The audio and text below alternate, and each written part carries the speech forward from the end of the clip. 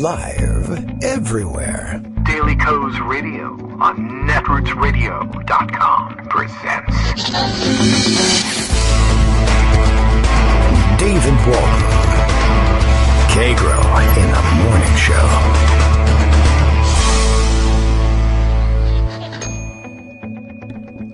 Now, here's David Waldman.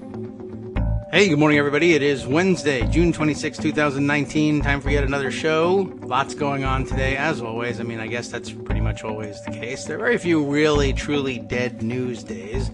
Lots to cover today. Being a Wednesday, we should have the help of Greg Dworkin already lining up stories in the background, which is good news because I would like to know what's going on in this country, and you probably would too. And if you're turning to us for that information, well, you're not sunk. But very nearly. Now we have a finger in the air testing the winds this morning to see what's what, who's talking about what. Lots to cover here. Let's see. As of last night, we had gotten wind, speaking of the wind, of the scheduled testimony of Robert Mueller. Many of you know him as Robert Mueller III, former FBI director, former special counsel investigating. I don't know whether did any news stories inform you that he was looking into the possibility of Russian interference in the 2016 presidential election, during which Donald J. Trump of New York apparently was elected president. I don't know. That allegation has been made from time to time, but it looks like it's set. I have here as a reminder of that Kyle Griffin's tweet last night when it was breaking news. It is now going on some 12 hours old, I guess.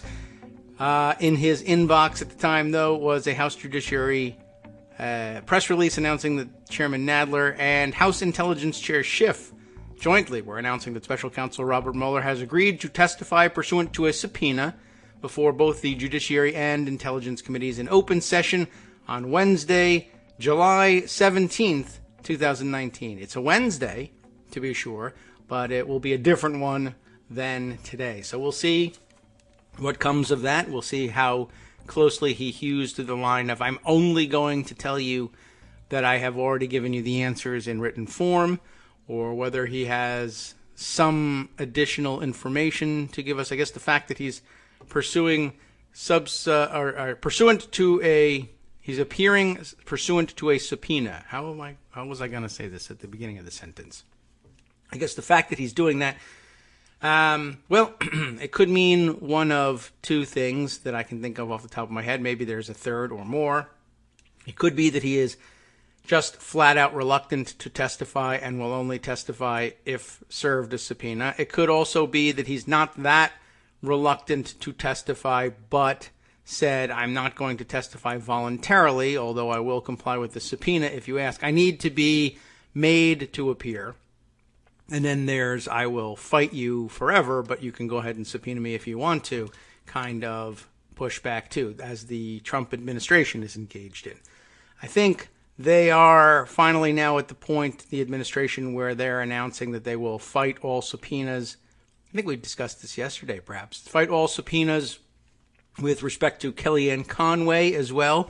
So, two different approaches to the same result in terms of will only testify if there's a subpoena. And then, of course, you can go beyond that and say, we still won't testify. But I guess what I'm saying is it's not entirely clear yet, and I don't know whether it'll matter, so they may never ask, whether Robert Mueller is I just want to have a subpoena on the record, like getting a signature for a package that I'm delivering if I'm a UPS delivery person, versus, I'm just not going to do it. Oh, well, you're going to subpoena me? Well, I still have respect for the rule of law in this country, so I will, I'll take it seriously. All right. Well, at any rate, look, Greg Dworkin is already ready to come in, and here I was getting set to tell you why you should listen to the show according to Bill in Portland, Maine, which I guess I can just share with you too. Greg, good morning. Good morning. Let's see. Well, Daily Coast Radio is live now. I don't know if you knew that, but it's coincidental then if you didn't.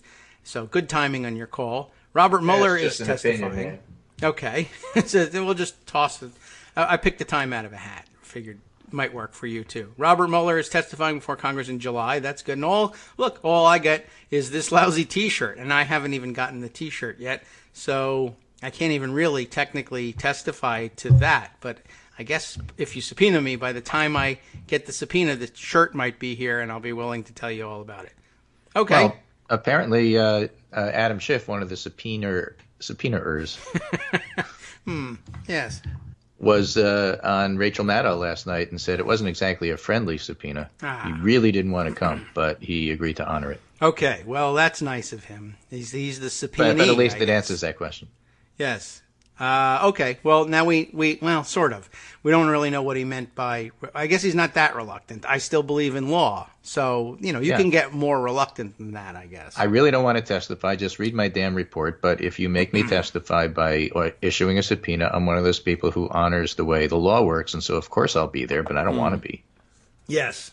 Now, me personally, personally, I don't know anybody wants to be subpoenaed. I'd like to. Just now it sounds so interesting. Everyone's doing it. I would like one, too. Yeah, well, I suppose. Let's talk about children's magazines. Okay. Which one? Highlights. Ranger Rick? Highlights. All right. Okay. Highlights for children. Familiar? I really liked it. Seemed kind of weird and ancient to me in style. Goofus and Gallant will never go out of style. Okay. Well, I think and they're of course back they at had retro. the Find the Hidden Objects on the back cover. Those are usually pretty and many Americans grew up with this. Yes. And they're familiar with it. Right, and they trust it as a news source.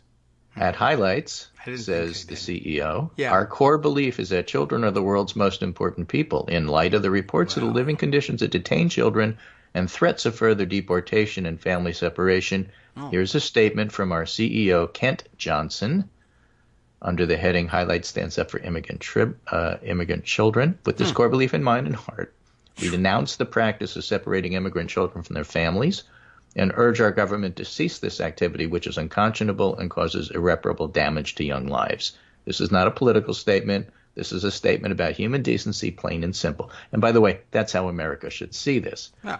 Interestingly, you heard about the Wayfair walkout? I did. Yes, I haven't mentioned it, but that's only because there's 1,000 different pieces of news. Right. Wayfair sold beds to furnish border camps. 547 employees signed a petition to ask that we cease all business with border camps. CEO said no. Employees are walking out today at 1:30. We asked that Wayfair donate all profits made from the sale to RACES, RAICES, which is a nonprofit that helps immigrants on the border. And, I tweeted that over to Mitt Romney, reminding him that corporations are people, too. Well, then he'll get on the ball with them. I think he knows. Yeah, maybe he'll endorse the concepts there. Sure. Because, it's Mitt Romney. Right. And he knows all the corporations. He meets them at all the latest parties, etc. Right. So, there's a lot going on in terms of the considerable blowback on exposing what's going on in the camps, however you label them. It's interesting because, of course, they're denying the media the ability to go look. So most of the time, these are secondhand accounts, sometimes firsthand accounts, like from the lawyers who were in there. And that's not their job. They're not reporters. But there's no video because they prevent that. And, there's a lot going on there. We have more to say about the way stories are covered. But this was an interesting exchange. Russell Moore, familiar with Russell Moore, president of something or other. Oh, well. No, I'm not. Who? Southern Baptist. Oh, yeah, okay. I don't know if he still has his position, but the Associated Press said government moves most of the children out of a Texas Border Patrol station after AP report that more than 300 children were held there in perilous conditions. 30 children remained at the facility. That's from the other day. And on June 25th, which was yesterday, Russell Moore tweets, the reports of the conditions for migrant children at the border should shock all of our consciences. These, created in the image of God, should be treated with dignity and compassion, especially those seeking refuge from violence back home. We can do better than this. Who answers him? Jerry Falwell Jr. Who are you, Dr. Moore? Have you ever made a payroll? Have you ever built an organization of any type from scratch?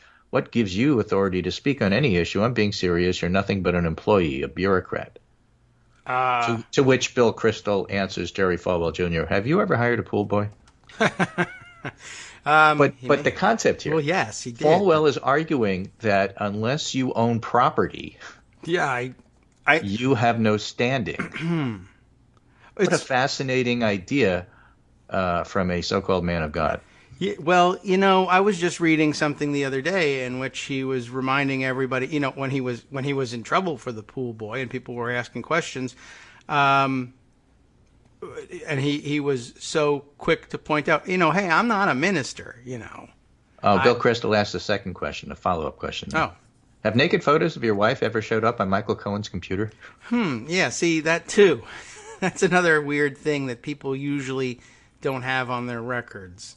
But, yeah, I mean, he was insistent that he wasn't a minister, and so here he is speaking, telling someone from the Southern Baptist Conference. That was surprising enough that they'd be speaking up.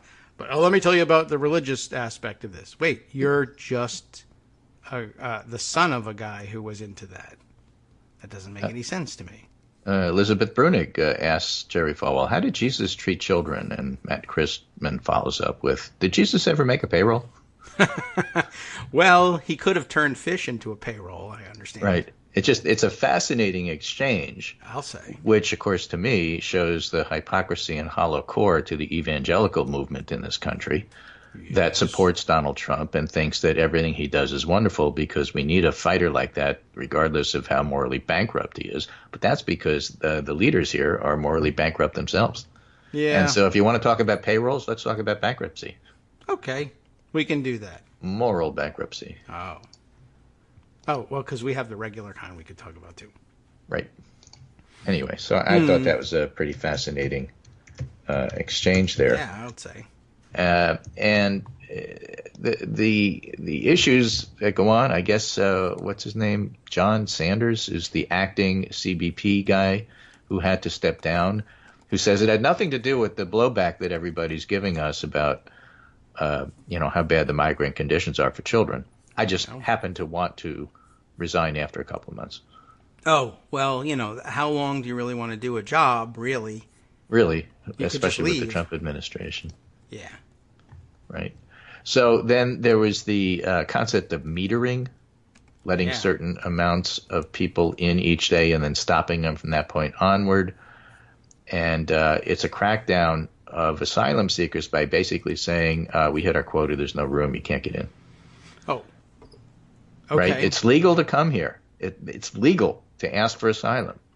But they're told there's no room for them. They have to wait. They don't say how long the wait will be. This is from a Darrell Lynn piece from 2018. There's no official way for asylum seekers to hold their spot, secure an appointment, no guarantee they'll ever be allowed to cross. When you get desperate, then you try to maybe swim across a river and drown with your kid. And so there's a photograph going around yesterday about exactly that. Now, whether that's due to metering or not is unclear. And Darrell Lynn, who wrote the original story, says, I'm still trying to figure this out. There's at least one article reporting they did, in fact, try to present a gateway over the weekend and were told the port was closed, which strongly suggests metering, as that port doesn't close to pediatrics on weekends. Yes. So rules tell you what happened. Right? So Maggie Haberman tweeted all of that around, saying more on Trump administration's practice of metering asylum claims, which reportedly happened to the father and daughter who drowned, as a way to deter asylum seekers from legal passage. Again, it's legal to present yourself for asylum. A lot of what goes on in those camps is not unhappiness to the Stephen Millers of the White House, because they want to use this as deterrence, thinking that somehow or other it's going to change the fact that so many refugees are coming from Central America for various and sundry reasons, including violence and, by the way, climate change. And a lot of them don't get to the U.S. They're settling elsewhere. So it's not just a U.S. issue. But, of course, our approach to that is cancel all aid for that area. Well, okay. That's easy enough to I don't know what they're thinking. I don't know if they're thinking at all. But you wonder if they don't plan on making things worse so that they can, for election purposes, say, see what kind of crisis we just created. Not unlike the Iran crisis. Okay, well, And they're like good the at creating those. Iran crisis, of course, they don't know how to get out of it once they've created it. Oh, definitely not. That's We on the want to record. look belligerent. We want to look like we're tough. We want them to back down. If they don't, and we have a war, I don't know what to do about that. That's not my problem. It's John Bolton's problem. I'll just fire him. Yes, Trump Or has Mike been Pompeo. explicit. Maybe I'll fire Mike Pompeo. We're not Yeah. happy with him either. Right, You know what he well- did? He coughed when I was on TV. I hate that. You're out of here. That could be the truth.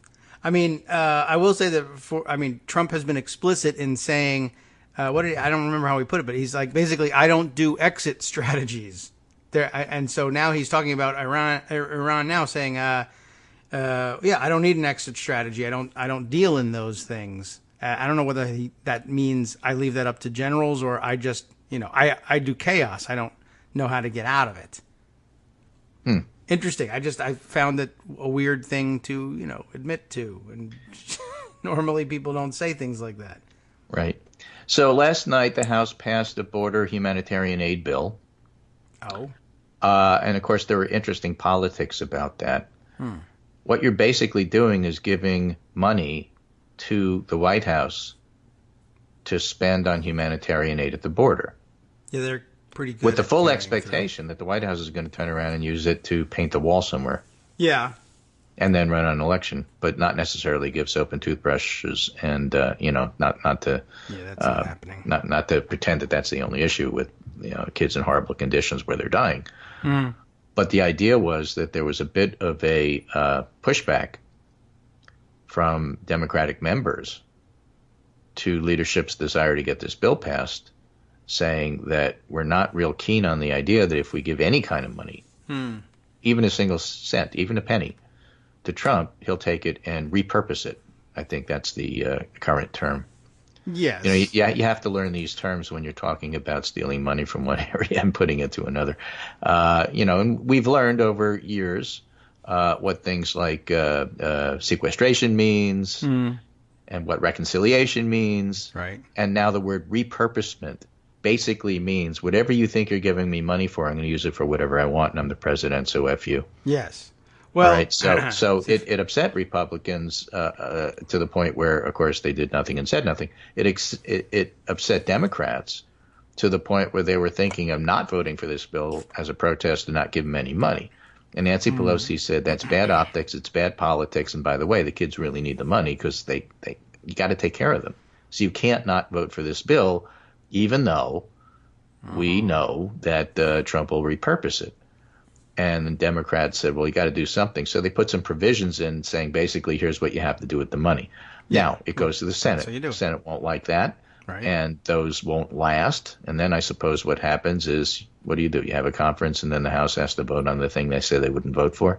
But in any case, for now, what was, and I didn't really pay attention to it too much, but yesterday, for lack of other news, as if such a thing occurs, some reporters were painting this as a revolt amongst Democrats that Nancy Pelosi had to quell.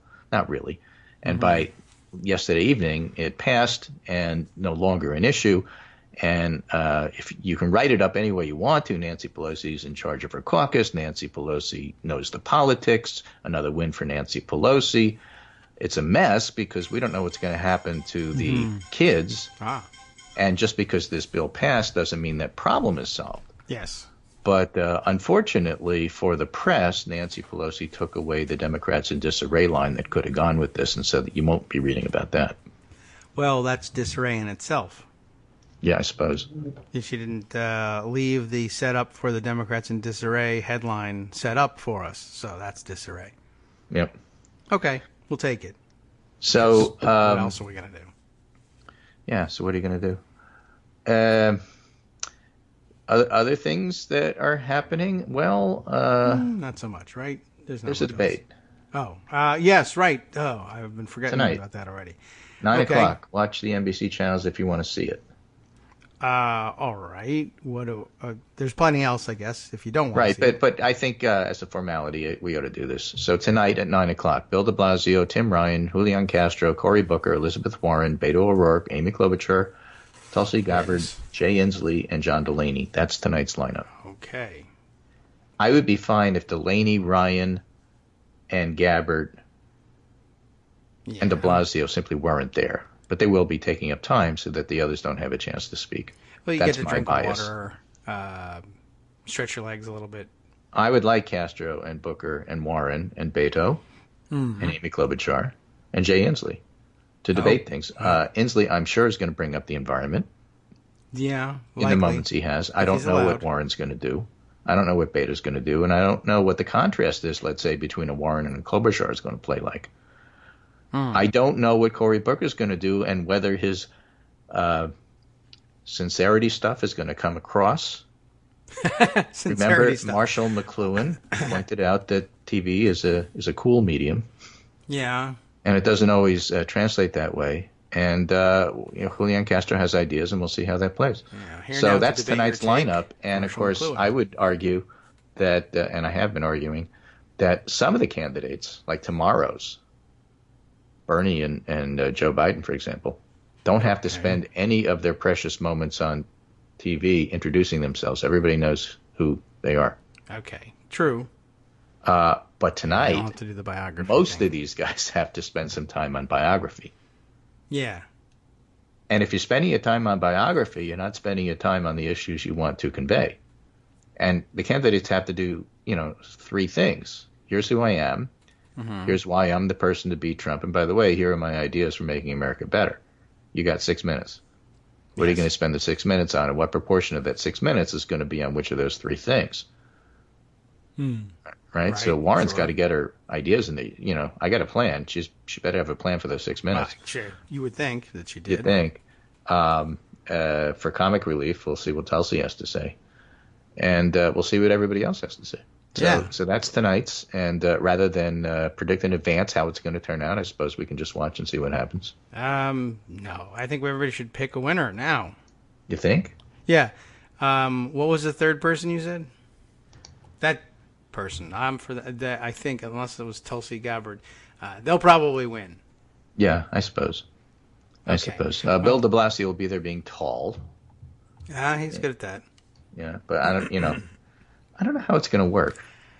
I like if you're really tall and you're not really tall, do you get to stand on like telephone books? If you're really not tall, they'll help you out. If you're really tall, there's no handicap. They don't dig a hole behind the podium. Right. Well, that would be an interesting idea. There were some people who are Teamsters don't have that tool. Yeah.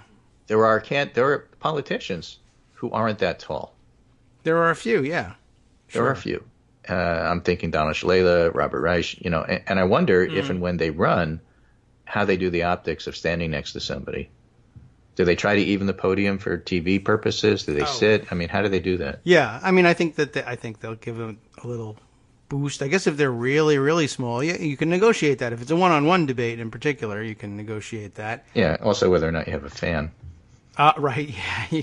Sometimes that's an. Interesting one. Everything's That's one of my negotiable. favorites. Yeah, as Ed Koch used to say. I guess so. Somebody said. I think typically though they'll put a little step stool or something behind a podium for someone who's significantly shorter than their opponent. Occasionally, if they want it. A lot of times, opponents are the candidates just say, "Everybody knows I'm short. I think I have to go with it."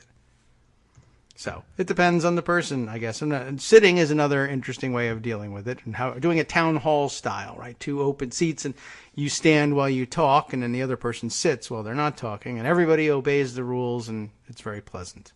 Yep. So anyway, that's what's going on for today. I think that's the big news, and it's astounding to me always that things that I think are important stories that don't get covered. So I want to talk a little bit about that. Maybe we'll start that and finish after the break. But there's still repercussions from the E. Jean Carroll accusations that she has with her book, and some pretty nice write-ups on that. This particular one is, I think, from Dahlia Lithwick in Slate. E. Jean Carroll told her story anyway. Instead of litigating whether her story will count, we should marvel that she told it at all. And basically the theme of this is that she saw what happened to Trump and the Access Hollywood stuff. She saw what happened with Kavanaugh and those hearings. Right. And she said, I'm not going to do it that way. We already have people who came straightforward, told their story, and got blown off. Mm-hmm. And I'm not doing it that way. I'm going to write a book. I'm going to get paid for it. It's going to be breezy. It's going to be interesting. I will tell it my way. I'm not calling it rape. I'm just telling you about predatory men, and I'm mentioning that the President of the United States is one of them. And I'll do it my way and do whatever you want with it. Yeah. Okay. I mean, not everybody has exactly that opportunity, but I'm glad she did. She's got the platform of a professional writer and the ability to turn it into a book deal. And okay. Right. Yeah, she can, so she did. So as Dahlia Lithwick put it, having watched a woman testify for hours about trauma she never wanted to share, only to be told something bad probably did happen, but she must be mistaken about her attacker. That was the Kavanaugh situation. E. Jean Carroll made the decision to do it differently. So she put it in a book from which she would profit. How Trumpian. Also good for her. Yeah. And instead of calling out a single powerful man, she essentially pointed out something well known to most women, and certainly to working women of Carroll's generation, that sexual predation, assault, and threats have been in the waters women have been swimming in forever. Men have been grabbing their female campers, attempting to rape their college dates, groping their female employees for precisely as long and as maximally as they could get away with it. Trump exonerating himself by describing Carroll as not my type is exactly the point. Because the implication is, had she been his type, he'd have been entitled to have sex with her. I guess so. Yeah. And when you're a star, they let you do it. Right. Even having a type in an answer to a question like that, I guess that means that there's a type that he does rape, and just that she isn't that one. Right. More about her response after the break. Okay. It's pretty fascinating. Yeah, I mean, this makes for a great case, as in case study. It won't make a court case, as far as I can tell. So yeah, interesting aspects all around to this thing, and I'm glad that it has stuck with us for so long. Sometimes these things are one day and gone. So she's done well there. We'll be right back. Hi, it's me, David Waldman, your host for Kagro in the Morning, with a brand new interruption to say thanks to all of you who support the show. Remember when I told you that our average monthly donation was about $7, for which you were getting 2 great hours of news and entertainment 5 days a week, and how that came out to about 70 cents an hour? That's a pretty good deal, except it's wrong. The math actually works out closer to 17 cents an hour. It is hard to beat a deal like that, and even harder to send your kids to college on. Thankfully, Patreon.com makes it easy to make that work. Patreon, Patreon.com, is the simple, secure way to make recurring monthly contributions to support our show. Just search for me or the show name on the site, and they make it easy to crowdfund the show so that the power of our numbers can keep the show going for just a few bucks a month. Once again, thanks so much for all your support.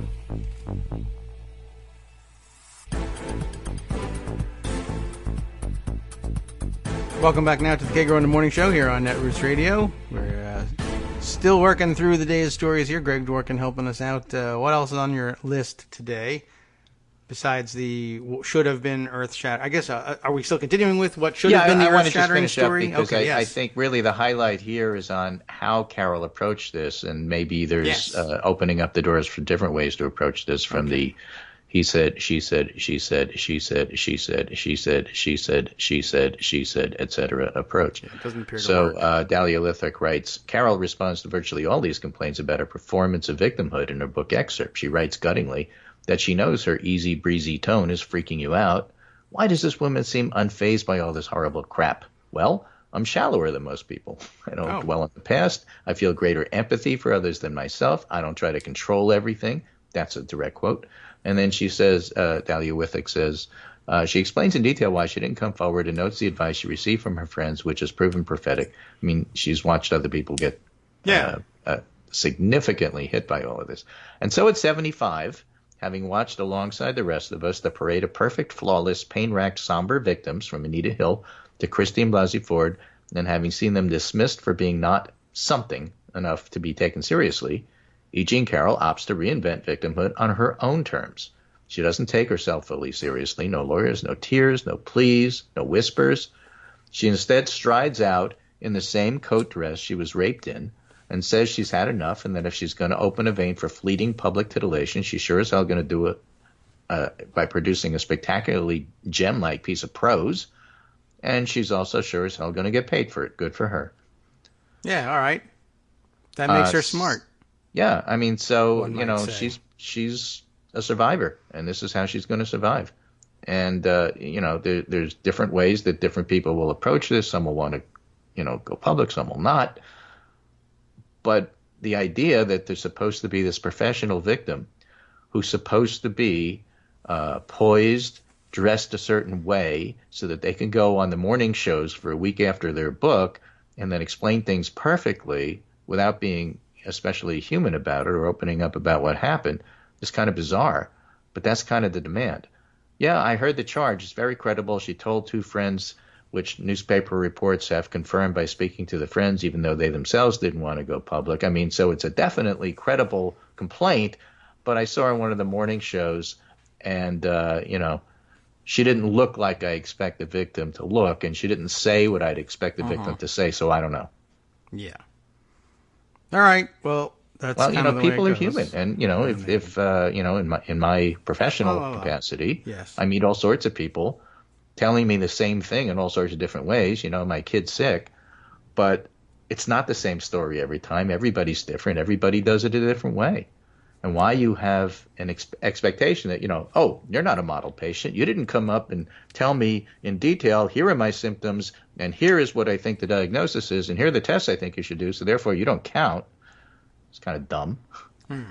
Why do you expect people to always show up the same way, do the same thing, and say it the same? And if they don't, somehow or other, it's like it's not good. It's like you said clip instead of magazine. For example. Yeah. And, you know, that happens all the time. I just think it's kind of weird. Well, all right. Me too. Me too. Oh, wait, and no pun intended either. Yeah. Wow. Whoops. All right. So Walked into that. Well, okay, I agree. I think we should all be me's in this sense. Yes. One other thing here I want to talk about before I go today, which I just thought was kind of fascinating, and is a completely different situation. Your failing memory. Is that it? Yeah. It's from Vanity Fair. Oh. Yes. And it's by a reporter named Peter Hamby. I really like Peter Hamby. I remember Peter Hamby just as like a straight reporter, which he is. Then I remember him going to the Shorenstein Institute doing a fellowship, and actually he did his thesis there on how media reports presidential campaigns, and it was a fascinating document. And then back to reporting. So he's certainly somebody who works on his craft. And the title of this one is, Can Democrats Win Back the Internet in the Age of Trump? It's important to win the internet. As the curtain rises on the 2020 election, Democrats are still clinging to the quaint notion that political discourse on the internet will fix itself, that facts and reason will somehow overcome the baser human instincts that gave rise to Trump. A group of rebellious tech startups, there's an app for that, is trying to change that by fighting back against Trump on his terms. Can it work?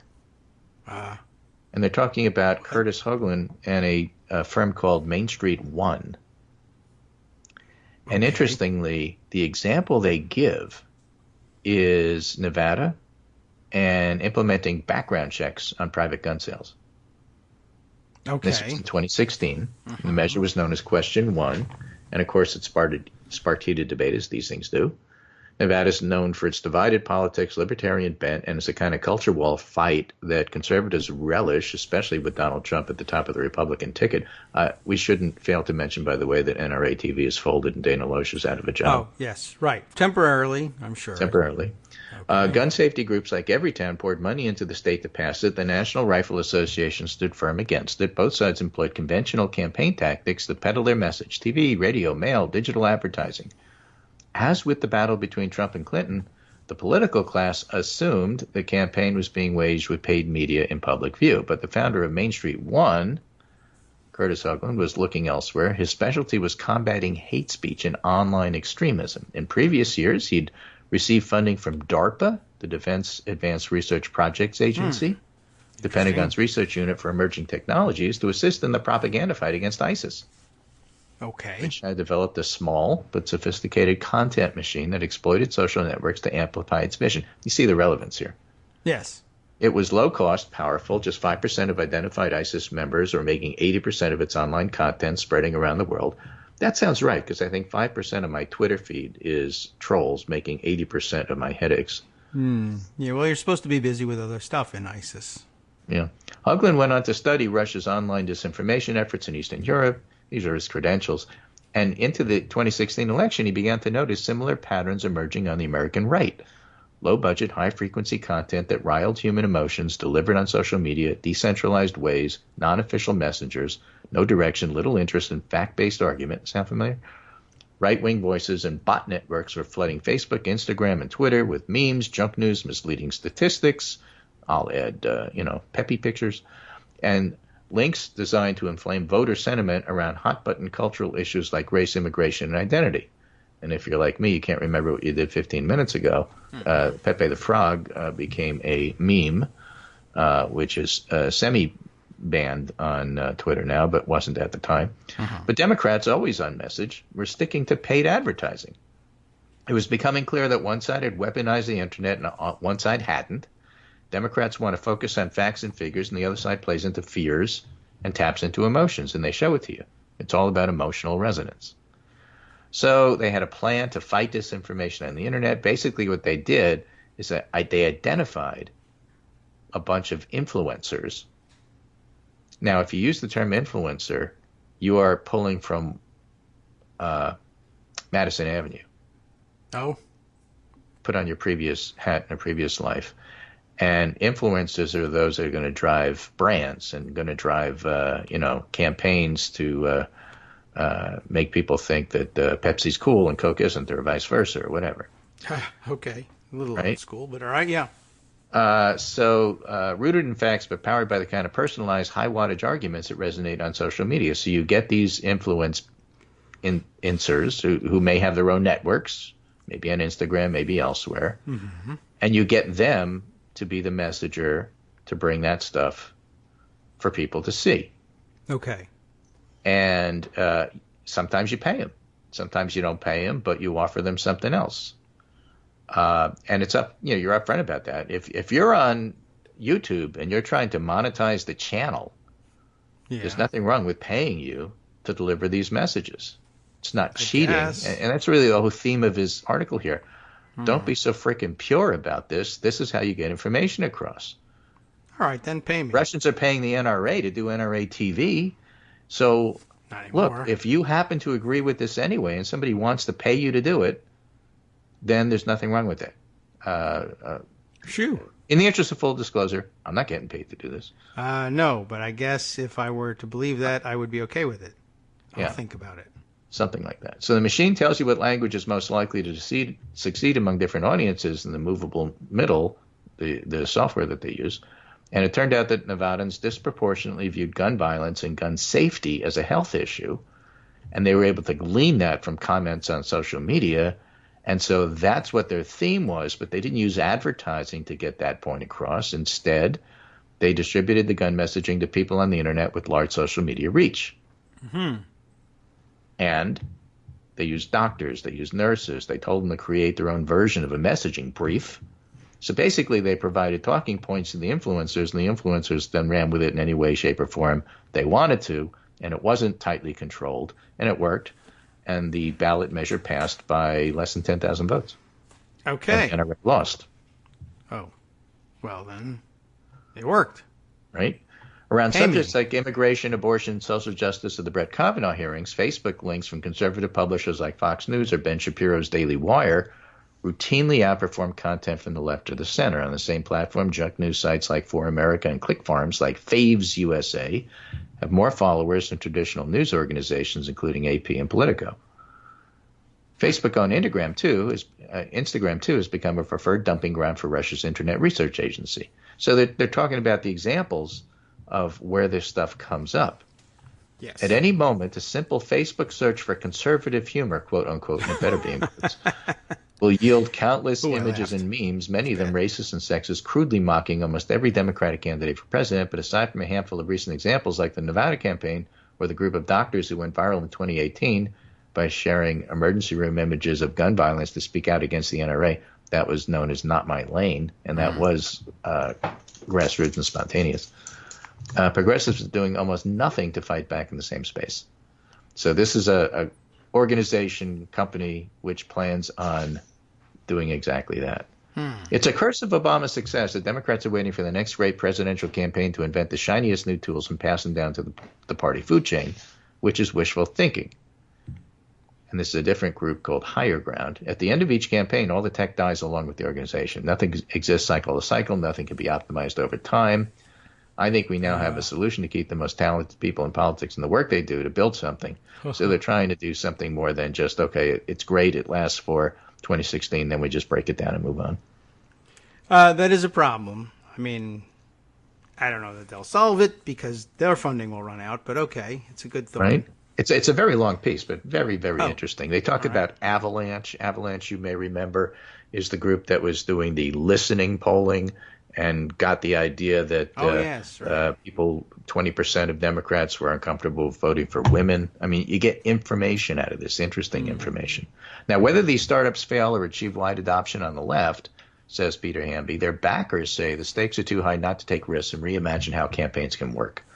Democrats are largely still relying on traditional media outlets to put their stories out. It's not going to work. Right-wing websites and MAGA people are very good at flooding channels with lots of content all the time. These networks have biases toward outrage, fear, anger, and disgust. We have to learn how to cope with those things. You want to have a version of that or a variation of that perhaps people are more familiar with? You know, the argument from Newtown, Connecticut that we've discussed, do you show the kids after they've been shot? Right. As an example. I mean, do you just talk about it in cold, hard terms, or do you show the kids? One of the families wanted to show the kids and left an open casket. There was a purpose to that. And as gut-wrenching and gut-churning as that is, there's a purpose to it. And that's to use the emotions that go around with this, not just the facts and figures about how many people have been shot, yada, yada. So, it's just a very, very interesting approach or conceptual approach to how Democrats ought to look at the future of online campaigning and not just give the media consultants who spend money on their own advertising shops so that they can produce commercials on TV that nobody watches. Well, in a sense, the model, a model exists in which the repository of campaign ideas, methodologies, and successes that otherwise only lives as long as a campaign does and then is disassembled. It does exist. It just lives in the consulting space instead, and you just purchase the previous successful campaign's package of best practices in the form of their consultant. It's not working particularly well for us, but it is an alternative model, and I guess, I don't know, what you're really talking about here is starting a consulting company that has an app. So we'll see. We'll see. We'll see if you can harness that kind of emotion. There's plenty of emotion to go around. People really do feel strongly about those camps and the migrant children that are being held in horrible conditions. And this is one of these things which is more than just a one-day story. And as much as the Trump administration would like to get past that and move on to other things, they can't. And they would like to make immigration be about the wall. In fact, it's about the kids. Yeah, it's actually not been about the wall for quite some time, despite all their best. So, President Baby Jails is kind of stuck with that. Yes. All right, well, that's my segment for this morning. And we'll try to figure out what else to talk about tomorrow. No, because we won't do tomorrow. We've already thought about that. You're going to be busy, and I guess I won't see you then until Monday. Yeah, that's true, and the debates will be over by that point. So I guess, and then we'll have a little analysis to do because, as many people have pointed out, including the political scientist Lynn Vavrick, it's not the debates; it's the days after the debates, the few days immediately after the debates, that sets the table for how much influence they have. Yeah. So that's perfect. We'll have the debates Wednesday and Thursday, and then we'll be back on Monday to talk about, after a few days have passed, how's it all look. Okay, good. We get some time to digest it. Very interesting. I see this one other, just where we left off. How much more is left of this Vanity Fair article? It is pretty long, isn't it? Peter just... Whoops. Oh, we lost you. All right. Well, I think you hit the wrong button there. Peter does long articles, I guess, is what we were going to... Well, let me tell you what I just saw. I was going to have this discussion with you, but now it'll just be one way, maybe. You'll take your answer off the air. Okay. Lost the signal, so you might not even be able to hear this. All right, well, too bad for us. But unfortunately, that's a downer of a way to go. But here's a part that grabbed me just where you finished with the reading. There is this passage which struck me.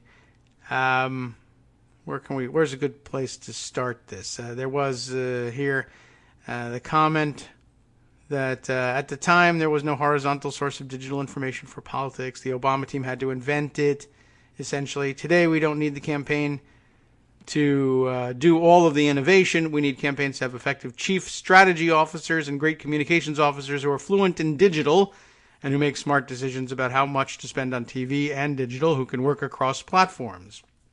Traditionally, and I guess here's where it jumps into this, in both parties, pollsters, ad makers, mail vendors, and all-purpose gurus sell their services and wisdom, sometimes inscrutable, to campaigns. They frequently command frequently command consulting fees, here it is, too high for local and first-time candidates.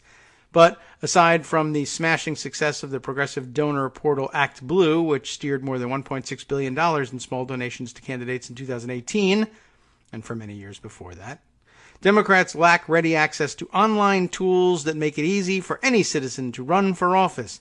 Instead, the party of Silicon Valley mostly depends on a patchwork of traditional campaign vendors or state and local party operations to provide its candidates with advice, volunteers, and voter files. It is an interesting point, although I think, again, we run into the problem of we're just redefining this, reshuffling the cards here.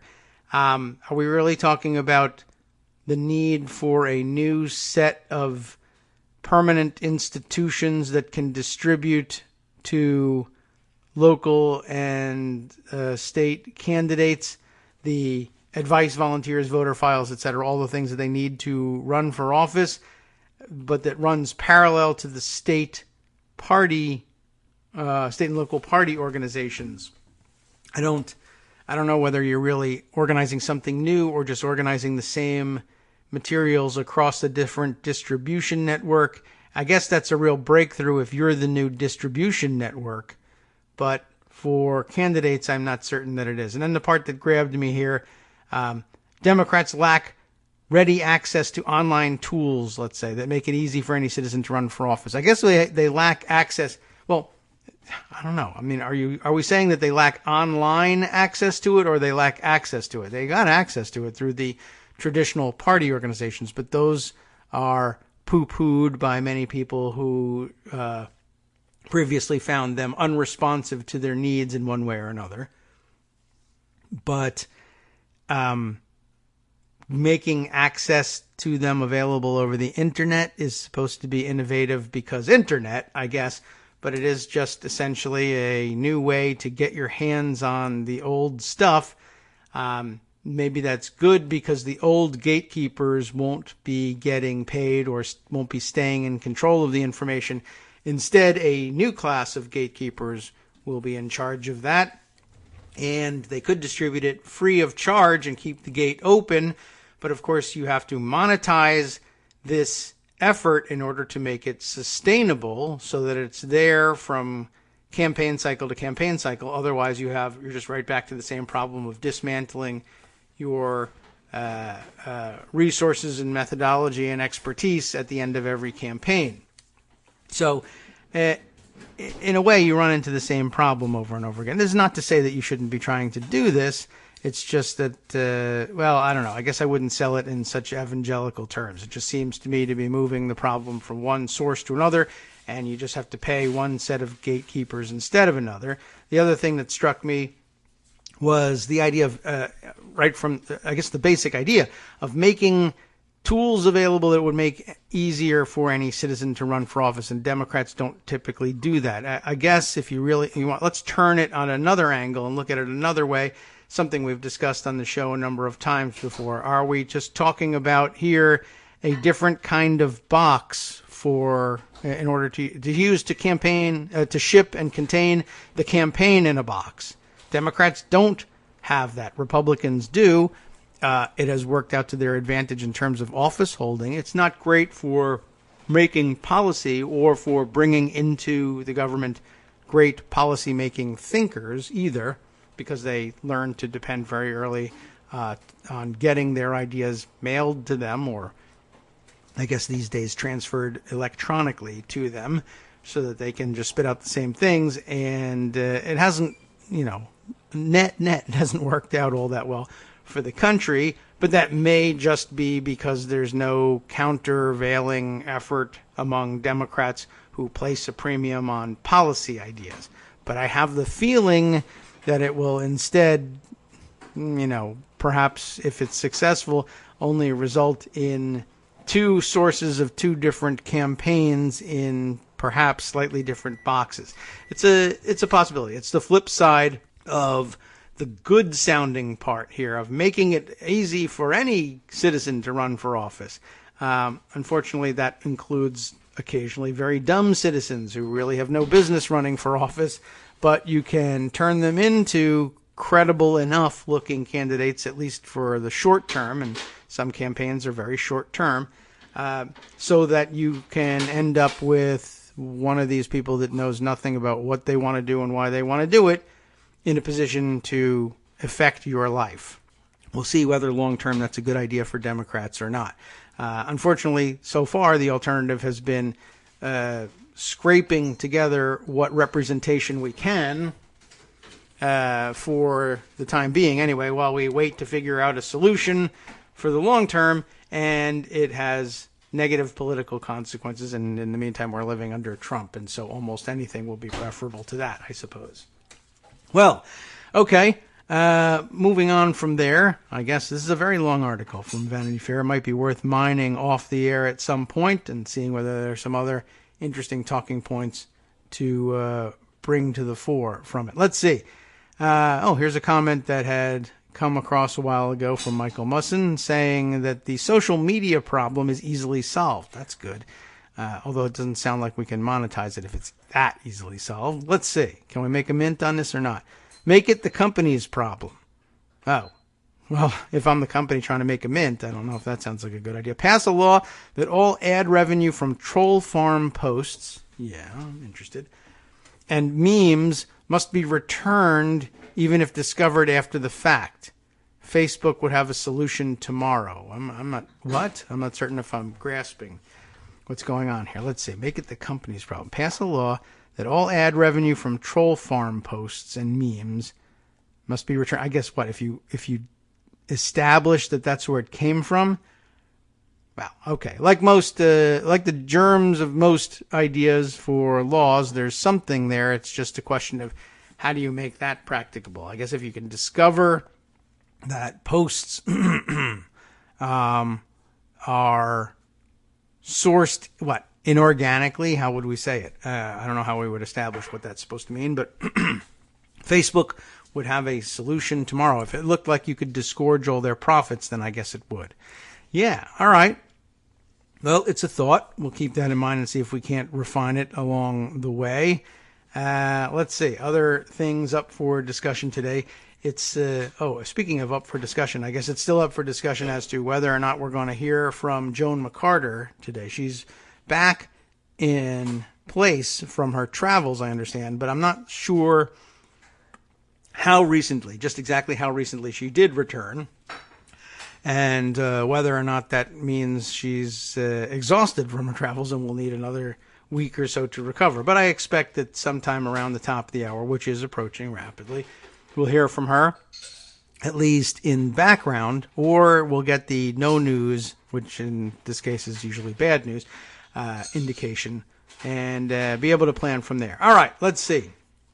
Other stories circulating today. This one I'm waiting to see it develop a little bit more. Raw Story is not. They jump right out on this one based on a CNN, some CNN investigation into the situation. And it's not clear exactly how this story is developing, but the screamer of a headline is here. AG Bill Barr killed 7 Robert Mueller lines of investigations 10 days after he submitted his report. Bob Brigham has written this one up for Raw Story. Many may have seen it in a Screamer headline along the same lines. In the recommended diaries over at Daily Kos, I think, was it Eric Lewis's diary that we saw? Actually, I don't know if I put that one aside when I saw it. I just followed it to Raw Story to see if there was more information. But let's take a look at this one. Attorney General Bill Barr killed 7 different lines of investigations started by Special Counsel Robert Mueller just 10 days after he submitted his report. That is, the killing was 10 days later, not the start of the investigations. You might recall that there was discussion right after the Mueller report was released of the continuing lines of investigation that were launched originally under his auspices, some of which were handed off to locally based federal prosecutors elsewhere. But that was a big red flag that there were still other investigations in progress. And of course, so much of the report was redacted because it might cause harm to ongoing matters elsewhere. And it was immediately questioned by close readers of the report.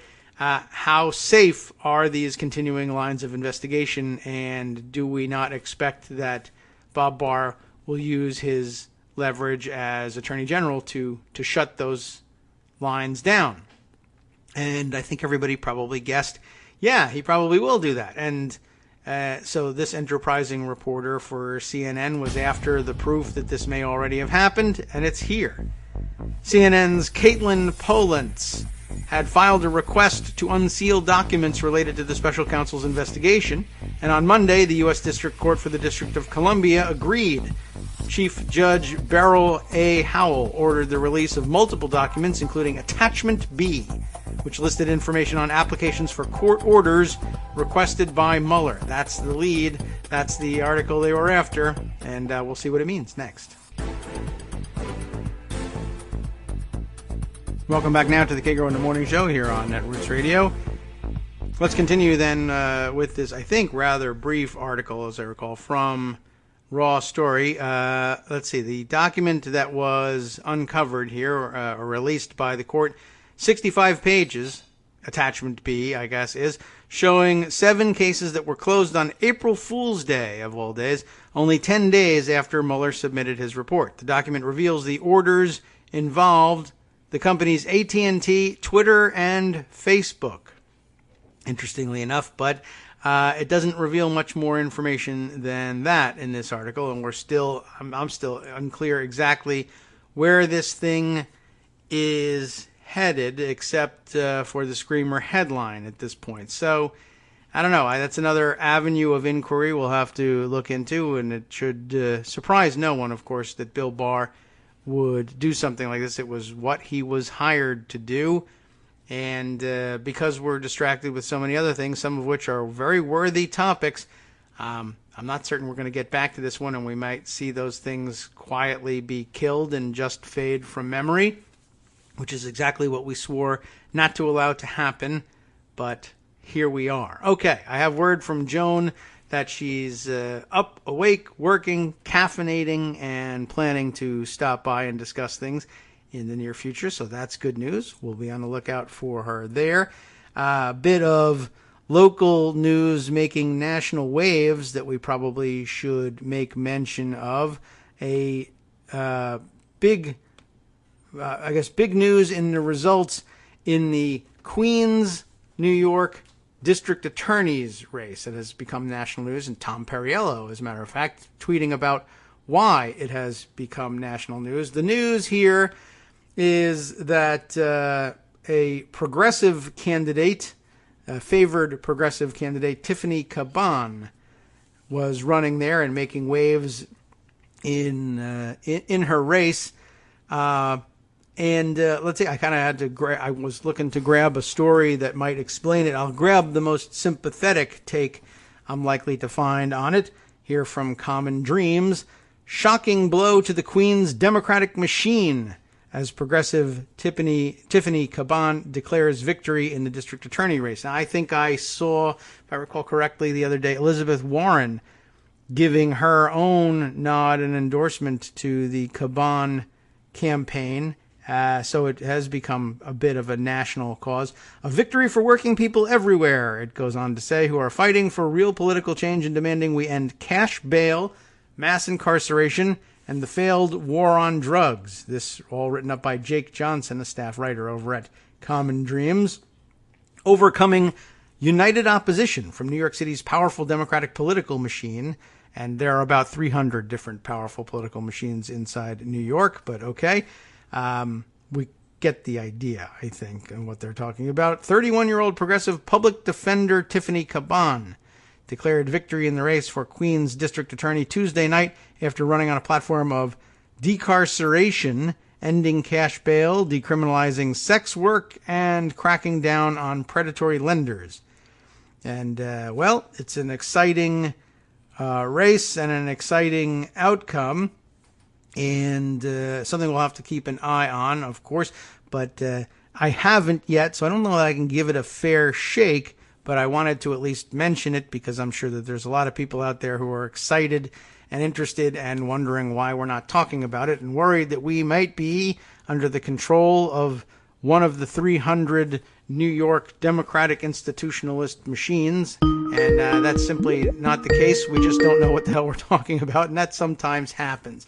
But we're on record as having taken note of the race and the result, and Tom Perriello's interest in it. I'll just give you the quick rundown because he's just got 3 points and they fit in the tweet. Now we can shift over. Hi, Joan. Hi. Let me get this part across. Maybe you know what's going on here in this, and you can fill us in. And if not, we'll all be on the learning curve together. 3 reasons a Queens DA race would be in the national news in the first place, according to Tom Perriello. Reminder, 1, 2.3 million people live there. That's greater than the population of 14 states. A lot of discussion about that on Twitter this morning, and it carried over into disgruntlement with the electoral college system, for instance. Point number 2, Caban, a public defender and bold reformer, replaces a very regressive DA. And number 3, young reformers topple Dem machine, can no longer be dismissed as just AOC, being a once-in-a-generation talent. So interesting there, too. And again, it comes out of Queens, and I guess not surprising there. But good news, I guess, actually good news in light of what we were discussing a few minutes ago with Greg in the Vanity Fair article, and the ability to carry over campaign momentum, best practices, and other expertise from one campaign to the next. And I guess it appears to have become a movement, at least there in Queens, and with 2.3 million people to work with, it can become a movement elsewhere too. Okay. Hi, Joan. How you doing? Hi. How's your trip? I didn't want to come home. Well, I can understand that. Would it be fair Being to in other characterize you? countries is good. Yeah. Being in the EU is good. Well, have you told Britain? I don't think they'll listen to me. They speak the same language, but yeah, sometimes it's the accent. Boris that does it. Johnson.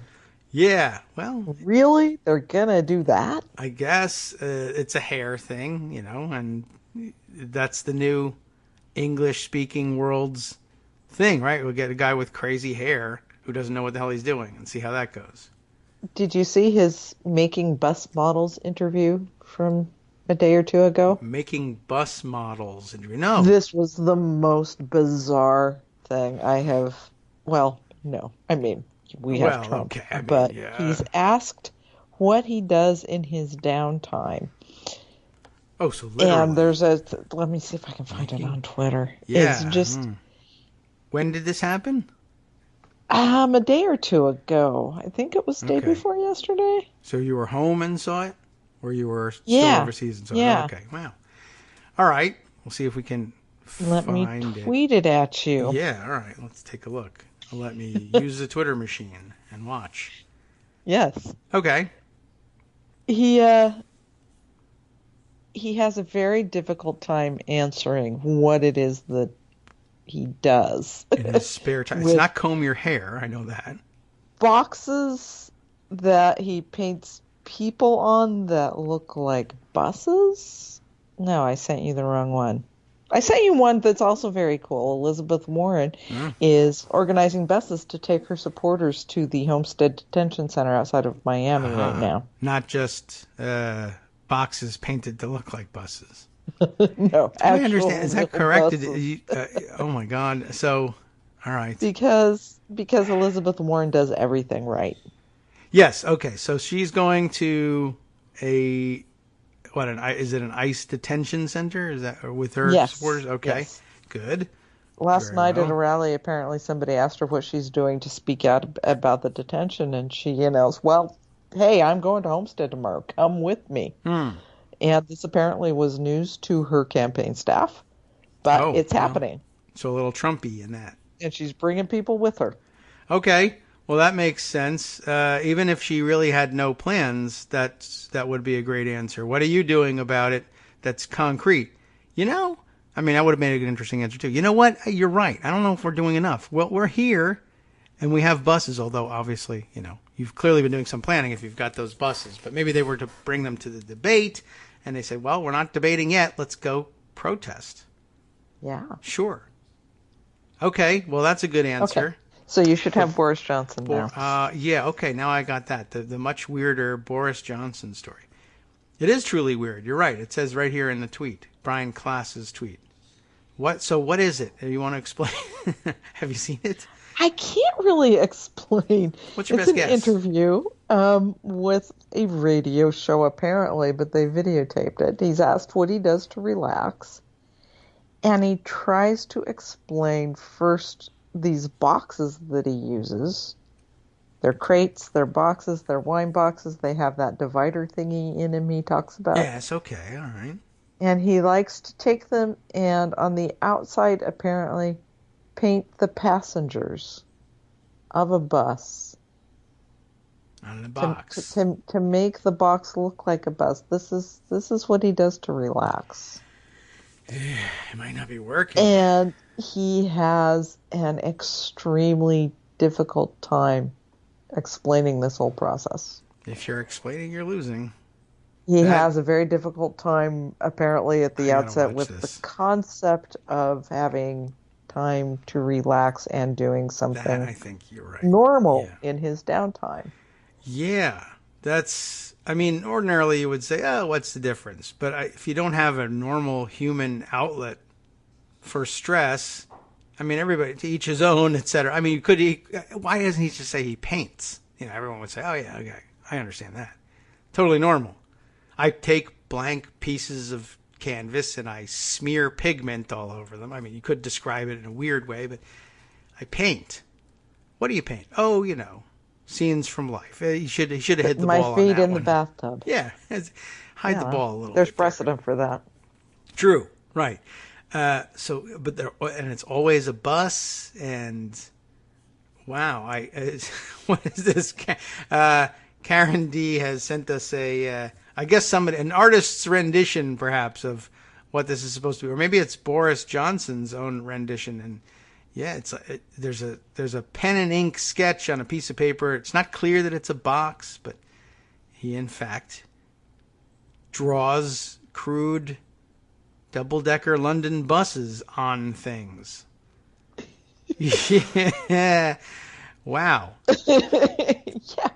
Well, I don't know what to say about it except that, clearly, I think for the most part, people who encounter Boris Johnson think he's crazy. I don't know whether they necessarily would say he's too tightly wound, but in terms of humanizing yourself with a hobby, that didn't do it. No. Ted Cruz collects cans of soup by the hundreds. That didn't work.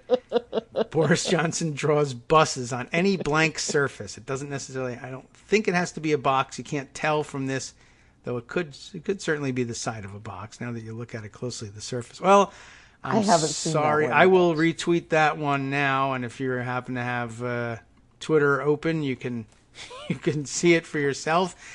And I don't think it's going to clear anything up, quite honestly. But okay, There it is. that is Well, there's his bus. Yeah, it's and 11. I mean, it's not so much that he makes boxes look like buses as he draws buses, but exclusively on the sides of boxes.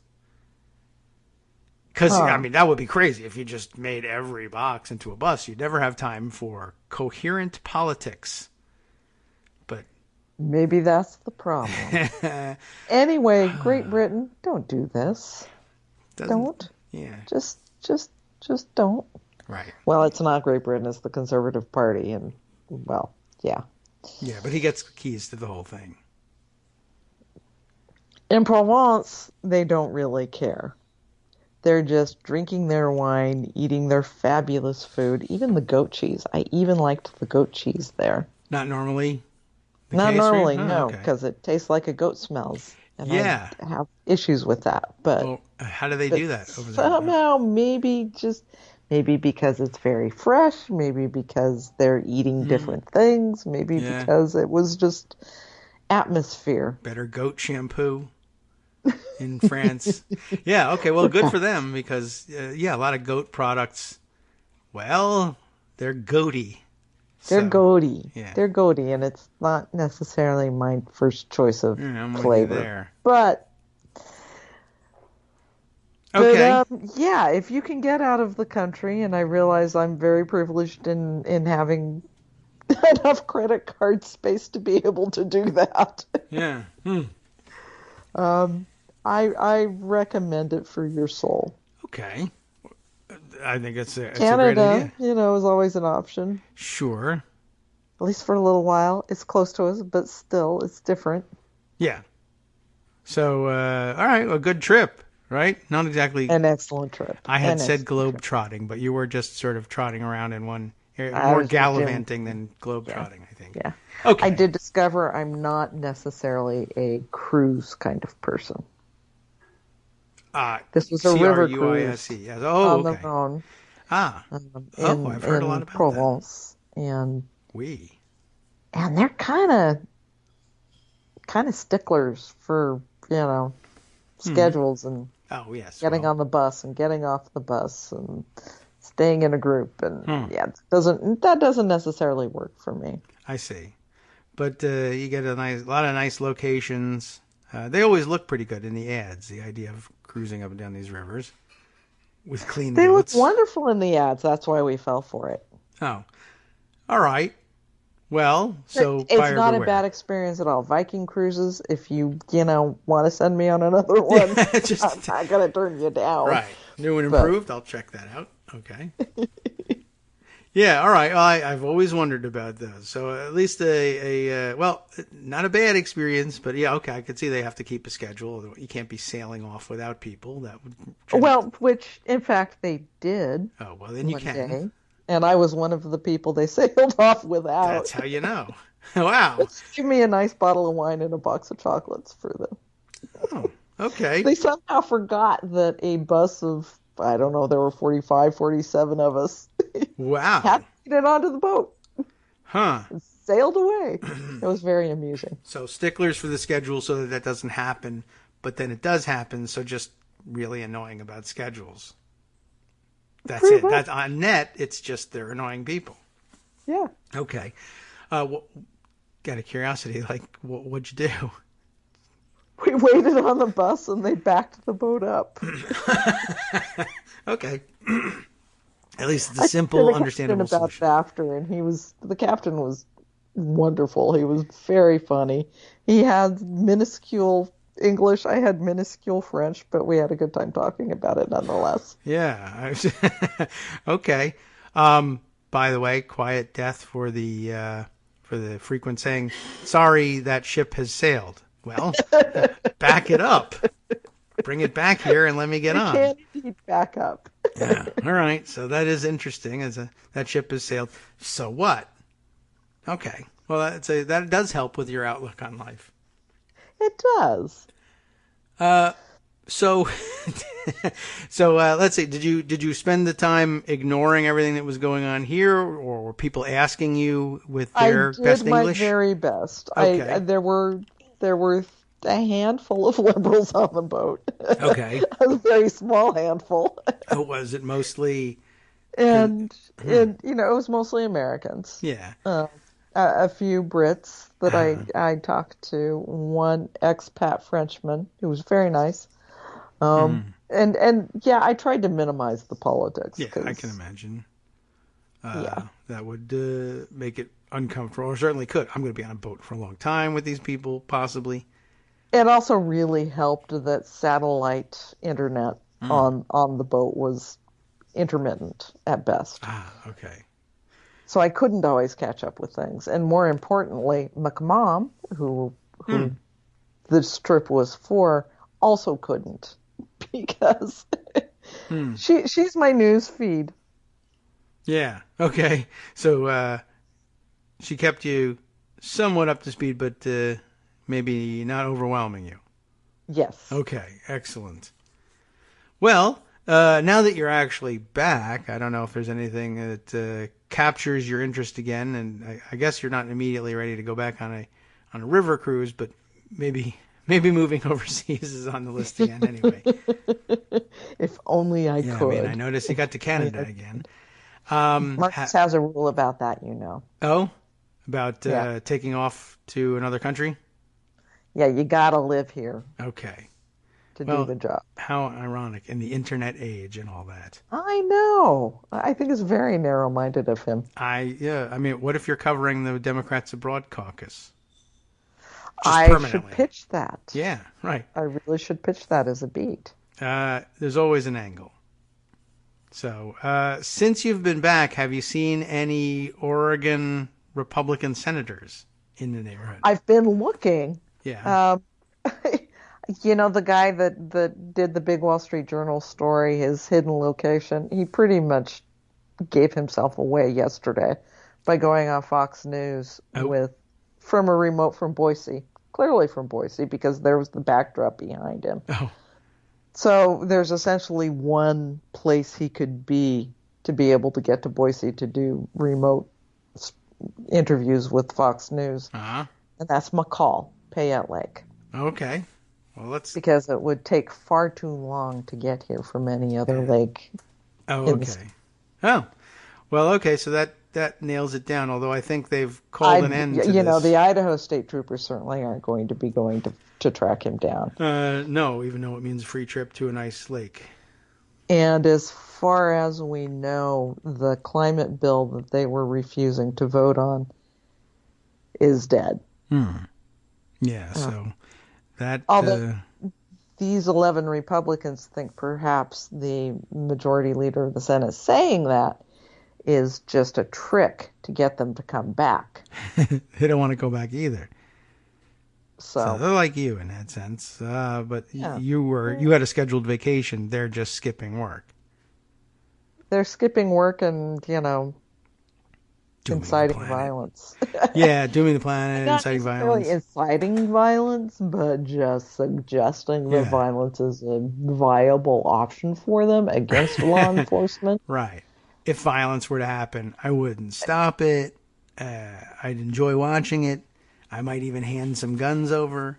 Or, So, although that one guy said he would shoot. They're more at home in Idaho than they are in Western Oregon. Were you frightened at all by this sudden influx of illegal immigrants across your border? I am horrified. Yeah. I am horrified. Because they are gang members. You know that. Yeah. It's just that the gang is the Republican Party, and they're heavily armed, threatening law enforcement, flooding across the border illegally. But I'm glad to know. You made it to work today anyway, so at least you're holding it together. Well, I did just have to go across the hall. Okay. Well, keeping your commute easy is part of our commitment to you. I'm sort of with Dave Roberts at Vox in looking at this. It's really alarming that politics has escalated to this. Yeah. That in order to prevent a climate change bill from happening, they're not just leaving the job, Yeah, that's violating happened every before. norm of government, of democracy, of how this stuff is supposed to work. They're threatening violence to do it. Yeah, well, they always get a kick out of that. Mitch McConnell would be certainly proud of them. Yeah, sure. I mean, it isn't new in the sense that we've seen it happen before, and the excuse for the media is built in. Both sides. Once the Texas Democrats did this, and so therefore something. Never mind the guy that said, well, I think we should shoot the cops if they come for us. That's the new twist. But because it involves guns, everything's cool because, everyone loves guns. And it's to protect the fossil fuel industry. Yeah, which, I think we were just being lectured about, don't go overboard with your comparisons to autocracy, etc., because concentration camps, which was actually right. But meanwhile, back to the old formulation where Republicans declare everything to be tyranny. What? You might tax carbon emissions at a different rate. It's the end of democracy as we know it. P.S. Murder cops. I think that fascism. I think that's got a little bit more to do with the collapse of our country than the tax you're protesting. I think perhaps it might. No surprise that that does not occur to them, though. Let's see. That's a hell of a thing. I mean, it's a hell of a capper, and it's a good reminder for everybody who says things like, well, for instance, just to connect it to everything else we complain about, don't impeach, settle it at the ballot box. And it's like, well, we just watched Oregon settle things at the ballot box. The Democrats control the legislature and the governor's mansion, but nothing can change, not only because the minority members are leaving the state rather than do the work, but threatening violence, and that the militias, our patriot militias of all people. I had a sense before this that they were just kidding about that patriotism thing, but they're now in the business of saying, or as let's see, I think Culture of Truth, Bob will speak, had put it yesterday as we were commenting on this. Shooting the cops and defending politicians is what the coal miners wanted, after all. And so good for them, promoting the Trump agenda. Murder law enforcement and shelter your politicians.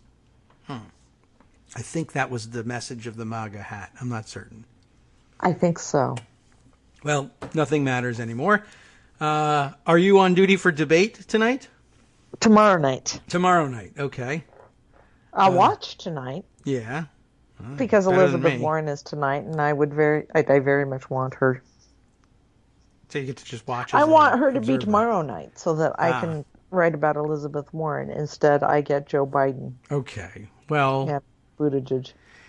Someone had to do it, right? Yeah. I mean, it's kind of fun to bash Biden. I guess you could have a good time with that. I will only do if absolutely necessary. Yes. Mind yourself. Because I am very frustrated that Joe Biden is once again inserting himself into a presidential race in which he is once again doing very poorly, but still sucking so much oxygen because he's Joe Biden and because he's the reasonable choice. Yes. Well, he loves oxygen, as we all do. But yes, we do. He seems to enjoy it a lot more than most. He also loves Republicans, which is something to remember. Yeah. In another setting, that might be one of those things you chalk up to, well, he's from a different time. But we're in this time now, and that never really is a super popular excuse for things like that. Usually offered up for defenses of stuff that, is really uncomfortable and unseemly, to say the least. Mm-hmm. And no different here. No different here, except that, you can't really say to Joe Biden you're from a different time when he was the vice president. Yeah, he's from a lot of different times. As 2016. Yes. That's, I guess, when he had a front row seat to what Mitch McConnell was doing to undermine Yes. his running mate, his president, the guy he was serving with. Yeah. Well, it's supposed to be the selling point for Joe Biden, but he is from a lot of different political times, like 50 years worth of them. So that's true. Let's revisit, after the break, let's revisit something from 2012 with Joe Biden. Sure. That seems like a good idea. Why don't we do that after this upcoming break? 2 minutes, and we'll be back to take you back to 2012. Hi, everybody. It's me, David. Let's change things up from the old fundraising pitch for just a minute and talk instead about how you can be a part of our show. If you've got a smartphone or any other electronic recording device, why not sit down and record a segment for us? Read us an important article and give us your take. Or read one of your own original essays, or even just give us your commentary on something you'd like to share that's important to you. Then send the file to me at kagrox@gmail.com, and I'll try and work it into the show. Short segments, a few minutes in length, are easiest to fit in. And of course, I can't always guarantee that I'll be able to play everything, but if you've ever shouted at your radio or TV about something you wish was being covered, here's your chance to change that. Make the show your own. Send your submissions to me at kagrox@gmail.com.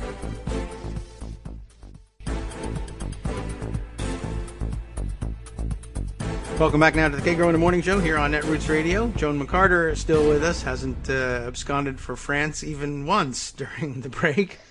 So I did buy a bottle of French wine last night. So. Okay.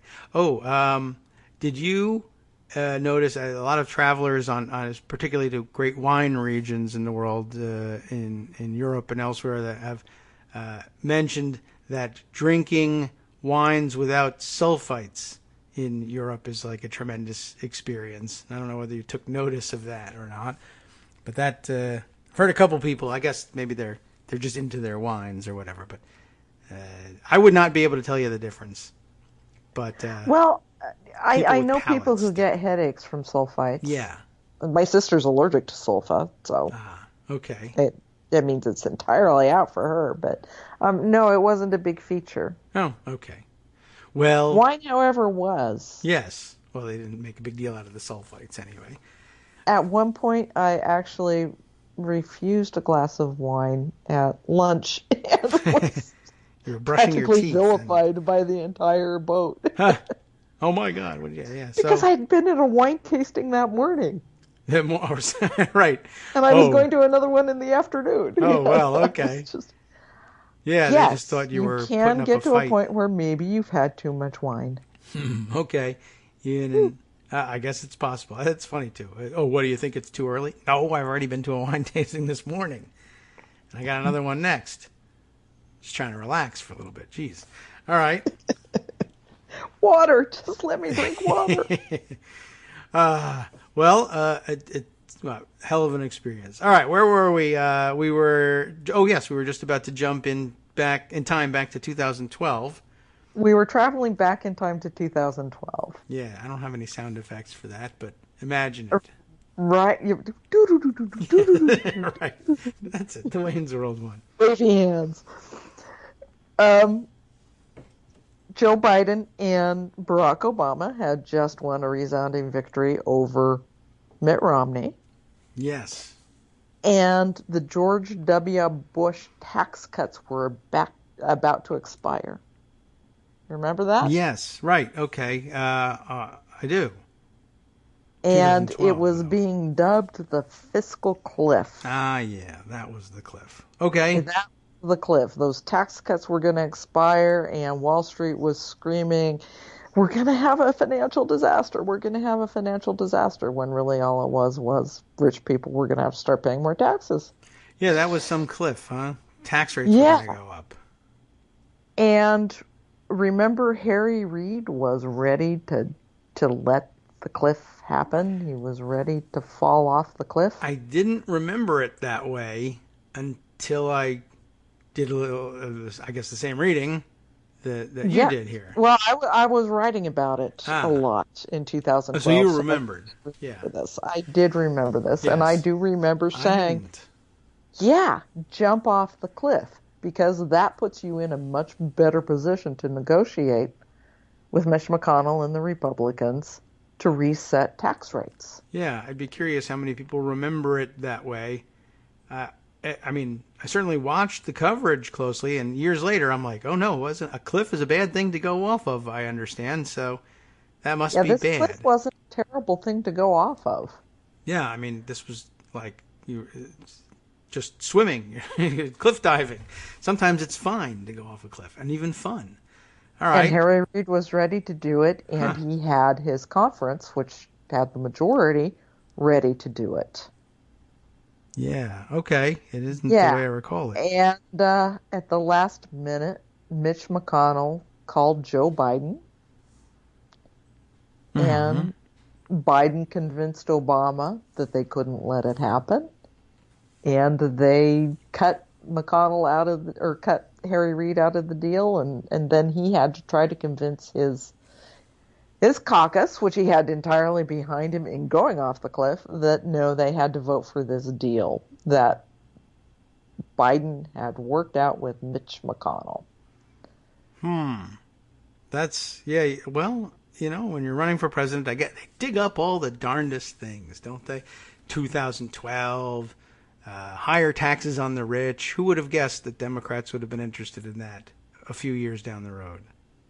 This is Joe Biden, and I'm your buddy, he told those Democratic senators who were not happy with him. I'm looking out for you. I'm your buddy. This is going to work out okay.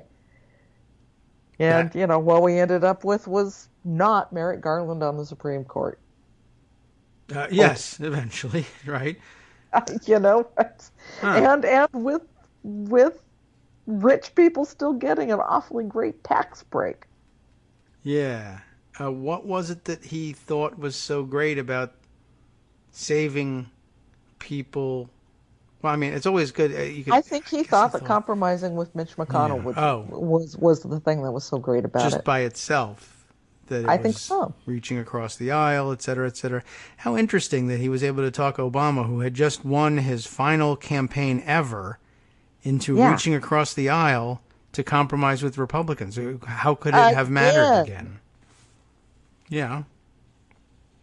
$3 trillion over 10 years would have come back into the budget if the tax rates had gone back to pre-Bush levels. I guess if they had just left it alone entirely. So reducing the debt, raising taxes on the wealthiest, and in particular, I guess they got hit the hardest by the cliff. I can't even remember what was going to happen. Obama and Biden another $3 trillion to do stuff with? Infrastructure? Yes, right. They might have had some interest in that, let's say. They've won the campaign. He's no longer worried about, I mean, maybe at this point it's still 2012. Would we have any hint that Biden wasn't going to run for president in 2016 in 2012? Did he think that was what he was doing? He definitely thought that was something that could happen. Yeah. So maybe that has something to do with Joe it. Biden has always thought he would run for and win the presidency. I guess so. Because he's Joe Biden. It's weird looking back now and saying, well, he didn't run in 2016, so... But I guess by the time he was thinking of it... Well, he was always thinking of it, but I guess he was just late in starting, and that was strategy by Clinton to, box him out, but also his son's brain cancer and... Yes. Family stuff and... So circumstances conspired against him there. So, but I guess that explains it. I mean, in 2012, all of that is still down the road. I'm sure he's looking at his second term as vice president and thinking, well, the natural next step is to run for and win the presidency. And everyone knows that doing that requires being able to work with Republicans. Somehow that was still the prevailing mode of thinking. After all, it was Obama's second, no drama, reach across the aisle, blame things on Congress not working, and we all kept saying, no, say it's Republicans, and he wouldn't do that. So I guess as successor, you would be, and what else can Biden point to but the long record in the Senate, which can be a real drawback. It's very difficult. Yes, it can, considering his long record in the Senate. Right. Almost anybody. The Senate, the longer you're there, lots of experience and everything, but there's a million. The longer you're there, the more opportunities there are to find bad votes, bad speeches, etc. It's highly visible. That's why there hadn't been that was the big deal in 2008 when Obama won the nomination and went on to win the presidency. Sitting senators hadn't won in a long, long time. It was considered something of a risk. But he'd had such a short tenure in the Senate that he didn't really have that same baggage. That's basically it, I guess. All right, well, Joe Biden. So anyway, I get Joe Biden night for the debate, and that's the upshot of it all. Yes, and there's not going to be time for this to come up, unfortunately. And I don't think that probably any of his opponents on the stage are going to be ready to talk about that, unfortunately. It took us 10 minutes just to finish the story. Right. And they get, 60 seconds? Yeah. So, all right, well. Oh, hey, Joe Sestak's running too. Did you see that? I did. And another one I just can't figure out, not only because why, but what an awesome strategy. Wait until it's too late to make the debate. Not that he was likely to make it, but I mean, look, Andrew Yang managed to, get himself in there by planning ahead and starting earlier. I don't know what he's also trying to bribe people on Twitter. Did you see that? No. Can I get it? How much? He's highlighting his basic income strategy or his policy, and offered for one random person who retweeted his tweet yesterday $1,000 a month for a year to highlight his basic income strategy, which I don't know. I guess, it's not vote buying if it's just asking for a retweet. Sure. But it seemed problematic to me. I guess. I don't know. I'm not certain what. I guess it would depend on whether or not I get the $1,000 or not. Well, yes. That is, if it's me, if I get selected, awesome. There's no problem with it. Most other people would be obviously conflicts of interest. They should just, purge it and give it to me, for instance. Well, I got, that's just, so one random retweeter. I always wonder about whether or not those things really pan out and whether anybody ever gets the free iPad, but so then thousands of people. Well, he kind of has to now, doesn't he? I don't know. Have you seen our current president? Mm-hmm. I mean, no, what are we going to do? Impeach him? Let him lie. Go for it. So so that's Yang's thing. If I thought I had a better shot at getting that $1,000, would I retweet that? I mean, it's not a bad policy, right? Everybody's talking about universal basic income, and this would be an example of it, right? Oh, look, I got $1,000 a month. It's only for a year, but it's good. I'll take it. But I thought at first you were talking about Joe Sestak bribing people. You still have a chance, by the way. It's until July 4th. I will give $1,000 a month for the next 12 months free to somebody who retweets this and follows me by July 4th. Well, the odds are against it. Is it worth trying? But that would probably be problematic. If I retweet this so you can see it, do I end up, I don't want to put myself in that position. Yeah, well, I guess you can refuse it afterwards if you want. You can go to yang2020.com/rules and read all about it. Now you're doing far more to promote this than just retweeting this. Yes, I am. My goodness. Maybe there will be a PowerPoint slide. There. Possibly. Could you get fired from Daily Kos if you accepted the $1,000 for having done it? You're paid by the campaign, well, but not per se. I want a sweepstakes. It's just such a bizarre. It's creative. I'll give him that. Yeah, sure. I don't know if it's necessarily winning digital strategy, but if you're polling at 2%, pretty much anything goes. Go for it. Whatever you want. It's a thought. It's a little cheap. I think maybe 10 people should get $1,000 a month. I think you could afford it. Yeah, that would encourage people, I think. Anyway, that probably won't change the debate much. Is he on tomorrow, or do you get him on Thursday? Where's Yang? When is Yang? I don't remember which night. I'm sorry. Oh, and well, there's here we go. Mark campaign. Sumner at the top of Daily Coast has the first debates of 2020 are Let's here. look. Here's when, where, and who to watch. Okay. Yang. Oh, good. Yang's gonna be Thursday night. Okay. So you'll be able to cover that. Now you'd be conflicted if you tweeted that, unless you... Now I can't retweet that because I can't put myself in that position at all. I think that's probably the best solution for it. Okay, so anyway, 2019, 2020 is as weird as anything has been thus far. Yeah. Well, let's see. What else on your mind or for your schedule for today? Anything? What's the first? Well, I stuff had a little bit of Schadenfreude and got to write about Dana Loesch being out of a job. Oh, yeah, right. The NRA TV is done. Yeah, I'm sure they'll find something else for her. Although the money situation at the NRA, very, very murky, and I'm not entirely sure what the future holds for them. They've lost...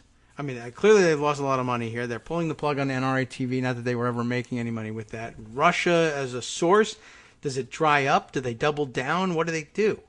And everybody accusing everyone else of stealing all the money. Yeah.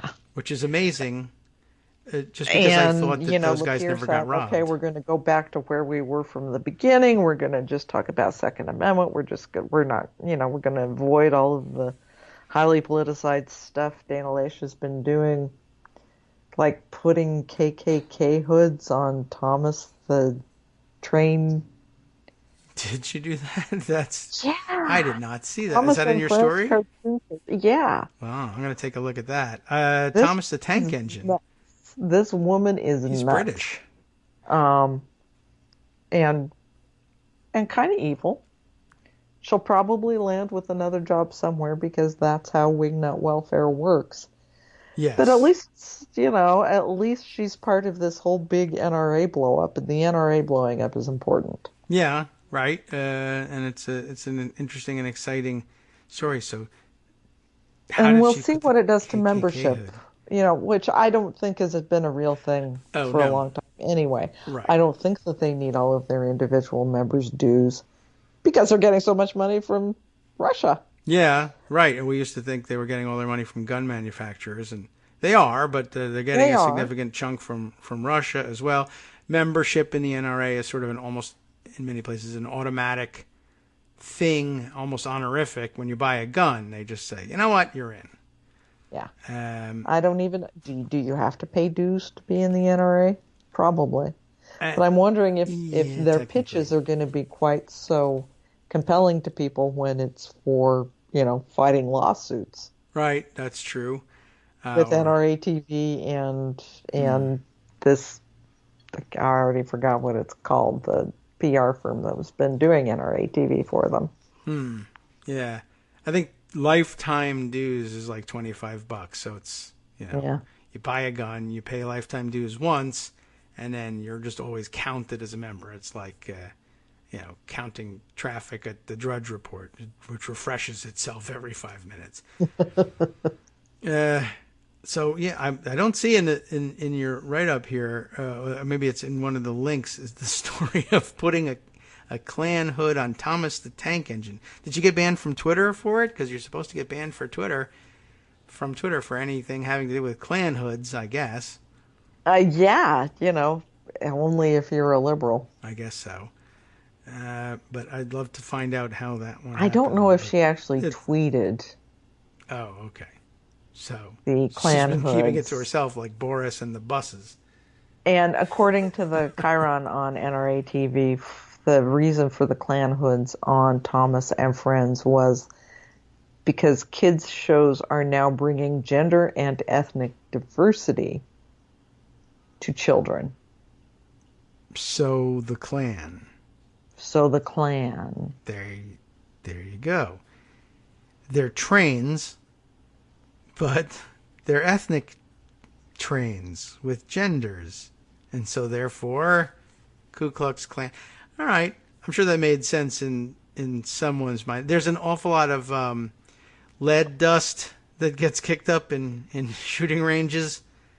That must be what's going on. It's the lead in the ammunition. They have a shooting range in the NRA headquarters in Fairfax, Virginia. They've got one downstairs. So, the whole place. Have they? They do. Yes. As a matter of fact, I'll give you one guess how I found out. How would David Waldman find out about a shooting range in this private building? Yeah. One of their instructors, because who else works there at the shooting range, accidentally shot himself at the Safety First NRA gun range right there in Fairfax, Virginia. So that's how I know. The blood, you can always tell. The noise. Maybe that has something to do with it. But, everyone wants to get a little shooting in at work, I guess, and NRA is the kind of place that can support that sort of habit. Can't bring your guns to their conventions, but you want to pop down and fire a few rounds on your lunch break, I guess that's okay. With lead shot, which, right. By the way, they're fighting to keep. Yes. Which is totally backwards, because we know that the lead pellets are getting into the ecosystem, are getting into the kind of birds and animals they like to go out and shoot. Yeah, and eat. And are killing them before they can go out and shoot them. So gun owners, you would think, hunters, you would think, would prefer not to have lead shot out there. You would killing the animals that they want to kill. But the NRA is fighting the banning of lead in ammunition. Yes. Because NRA. Right. It would make ammunition more expensive, because I guess the steel shot is more expensive. Oh, well, that's what the manufacturers say, but, It might not be true. That's true. I guess that's possible. I haven't bought any lead lately. Steel tariffs, perhaps. Oh, yeah. That's it. They should be blaming Trump and his tariffs for making their steel shot more expensive. They don't believe in environmental effects, generally speaking.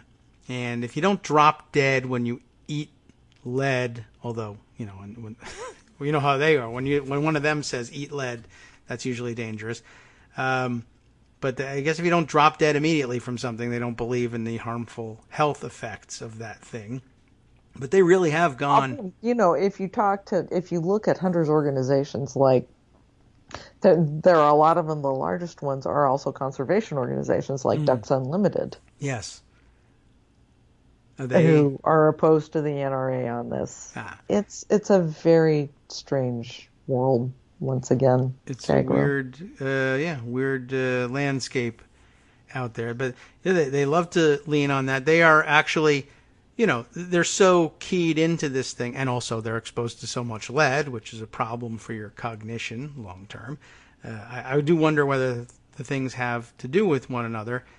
A lot of NRA money has gotten spent on defending the rights of shooting range operators to defy EPA and local and state level environmental protection authorities orders to abate the lead dust levels in their shooting ranges, because they're unhealthy for the owners themselves and the people who work there, not to mention the people who use it from time to time as casual users.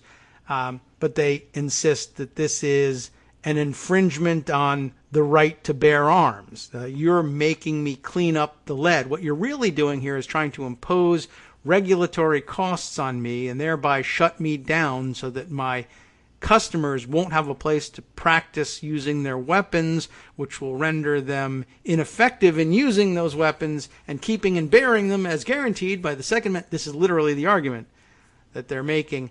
And of course, they're being supported by their customer base, who doesn't stop for even a moment to think, wow, I am lobbying for them to kill me with their negligence in failing to, their laziness in failing to clean up the lead I'm spraying all over the place. Maybe, at a minimum, I should gives move to an a outdoor. whole new meaning to give me liberty or give me death. That's right. It's just, yeah, you thought they meant Give death me liberty immediately. and give me death. Right, slow death Like with lead dementia. poisoning. Yeah, and what could be do you think, I don't understand why anyone would think it would be a problem to slowly drive the owners of the largest caches of guns insane over the period of 10 to 15 years before killing them eventually. There's no real reason to worry about the loss of coherent brain function in somebody with 100 guns in the basement. I think it also makes you irritable. Right. None at all. Right. It's perfectly fine. Perfectly fine. Well, I'm glad to see them go bankrupt then. Yes. This is a good thing. This is a good thing. Yeah, I don't overall. think they'll get bailed out because it's the NRA, but Yeah. the angst is helpful. The infighting is helpful. The discovery and the lawsuits could be very helpful. And I'm grateful to Oliver North for speeding it all along. You can't put Oliver North in charge of large caches of guns and money and come out smelling like roses on the other end. He just doesn't know how to do that. Guns, money, and Oliver North, you're all going to court. Not that anything will happen to Oliver North as a result. True, he does think he can skate on that, and he's got good reason to He's believe got it. good reason to think so. Yeah. So far it's worked out pretty well. But hopefully Dana Loesch, less so. I'll be interested to see where she turns up next. She will probably end up landing on her feet because that's what happens with these people. Yeah. She'll probably end up on the White House communications team. Oh, yeah, right. That is a job that's opening up, too, after the farewell party. Which was well attended by anonymous reporters who didn't want anybody else to know that they were actually there. Right. And, they're familiar with anonymous sources, so they find nothing wrong with that. So they wanted to not let anybody know that they were at this party. I think we all have a pretty good guess as to who might have shown up at such a thing. But farewell to Sarah Sanders. Good luck doing more nothing, this time without a government paycheck. But maybe, maybe with... Is she on the campaign payroll yet? That's a possibility. I don't think I've seen that. I think I saw people saying that she was toying with the idea of running for governor of Arkansas. Oh, yes. And she's been endorsed by, I can't remember who, but somebody endorsed her for that. A possum did it. Oh, God. Possibly. Sorry, Arkansas. I'm going to have to move to France after all. Well, I guess she's...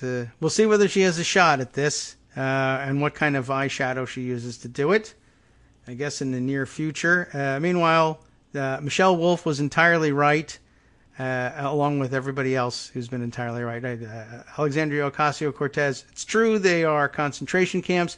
Yes, Sarah Sanders is a liar, and Michelle Wolf was right. And what else is new? We're back in the same And Donald cycle. Trump is a rapist. Oh, yes, right. Thank you for reminding me. I didn't even say that in the last hour. So, I appreciate your chiming in with that one. Always a good reminder. I'm sorry that we've had such a random morning, but it was kind of fun. Yeah, I think it's good. It was decompression further from the trip. And most of the people that listen to this show, as it turns out, they already know what the news is. They just listen to hear us gab. So, that's true. Nice. They know about the news. It's hard to bring them anything new. Yeah. So, thanks for supporting our habit here, friends. And thank you for coming by and continuing in the tradition. We're glad to have you back. And, it's good to be back. Yeah. At least with you. Well, thanks so much. It's very nice to hear that. And, I can imagine it would be difficult to return to the United States, even though they have Skype in France. I wonder how long you could pull that off with Marcos. If you showed up for retreats, and just forwarded all your mail from Idaho. It would be an odd schedule to try to keep. That's true, but not out of keeping with most internet workers, quite honestly. True. So it's possible. I think, I blew it here by announcing it on the radio and recording it, by the way. So send me $1,000 a month for the next year, You don't want Marcos to find out about it. Tape. Yeah, okay. Right. Thanks again, Joan. I appreciate it. And good luck tomorrow night covering your half of the debates. Good luck to the rest of you who have to watch it without Joan tonight. But tonight, who's on duty tonight? And follow along. Mark is on duty tonight. Follow along. It's on the front page of Daily Kos. All right. And no chime in. Keep you better informed and better company for watching the debates. Thanks so much. Absolutely. We'll see you next week. Take Bye-bye. care, Joan. And time now for us to hand things over to Justice Putnam for the West Coast Cookbook and Speakeasy. Guess what? I did manage to record 2 brand new episodes for Thursday and Friday of this week, so I won't leave you in the lurch, but I do have to leave you. Justice is up next. From Daily Kos Radio on netrootsradio.com. You have been listening to the Kagro in the Morning Show. With David Waldman. Hey, Trump's got a new press secretary, and it's a repeat federal lawbreaker, so she's the perfect choice to defend his sexist attacks. The Florida GOP is about to make it much harder for people to vote again, and tired of Republican voter suppression, Elizabeth Warren has a plan for that, and you'll find out about it in the Democratic debates coming up.